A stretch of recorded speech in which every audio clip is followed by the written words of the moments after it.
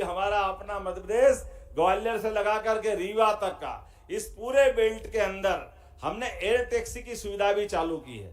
तो इस air taxi की सुविधा में अगर आप उसमें आना जाना चाहोगे तो आपको भी 25% की छूट सरकार के द्वारा देने की घोषणा करेंगे।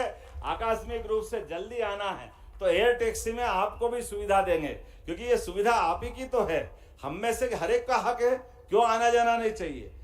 एक आपने बात कही कि लोकतंत्र सेनानियों के स्वर्गवास के बाद राजकीय सम्मान के साथ अंत्येष्टि होना चाहिए, तो यह हक होना ही चाहिए, इसमें क्या दखल। हमारे मीसाबंदियों का भी सम्मान लोकतंत्र सेनानियों की तरह उसी सम्मान लोकतंत्र सेनानियों का होता है, मीसाबंदियों का, और उनमें कोई अंतर नहीं किया जाएगा।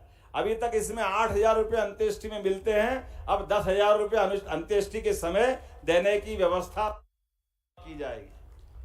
आपने कहा आपातकाल को स्मरण करने के लिए पाठ्यक्रम में जोड़ना चाहिए, बिल्कुल जोड़ा जाएगा। स्कूल के हमारे इस पाठ्यक्रम में वो इमरजेंसी का संघर्ष तो स्मरण रखना ही है, ताकि उसके विविध प्रकार के कष्टों के बीच भी हमारे लोगों ने जीवन बनाए।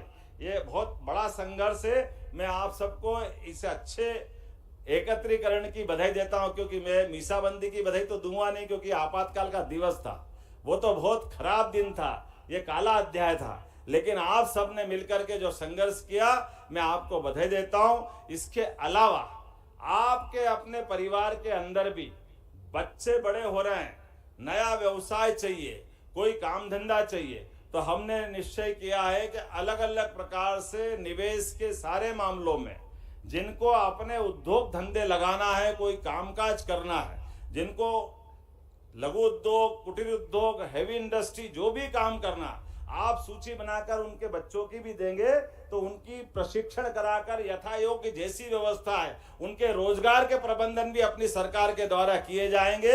क्योंकि हमारे अपने लोग अगर इस व्यवसाय से जुड़ते हैं, वो हमारे विचारधारा के साथ अगर राष्ट्र की धारा में आर्थिक रूप से भी समृद्ध होते हैं, तो गलत क्या है। जब हम सबके लिए सोचते हैं तो उनके लिए तो सबसे पहले सोचने की जरूरत है जो इसके हकदार है। तो मेरी अपनी ओर से एक बार फिर इस पूरे आयोजन के प्रति आपके प्रति शुभकामना है, और आप सबका यहाँ मैं इंतजार कर रहा हूँ कि आप अलग से भी मौका समय का चाह रहे थे, लेकिन मैंने अगला क्रम बनाया जुलाई के बाद के जिले जिले की हमारी प्रवास यात्रा रहेगी, तो उसमें समय के लिए थोड़ा सा आपके लिए भी अलग से रखा जाएगा, ताकि आपसे सीधी बात हो सके, आपके लिए भी समय मिले, ताकि आपके सुझावों का उसमें गुंजाइश रखें। मेरी अपनी ओर से विधानसभा के बाद, चूंकि विधानसभा सामने आ गई 2-3 दिन बाद और उपचुनाव हमारा 10 तारीख के बाद है, इसलिए इसको थोड़ा सा हमने ऐसा योजना बनाई है।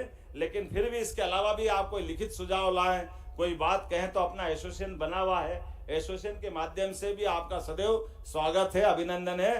बोलिए भारत माता की जय।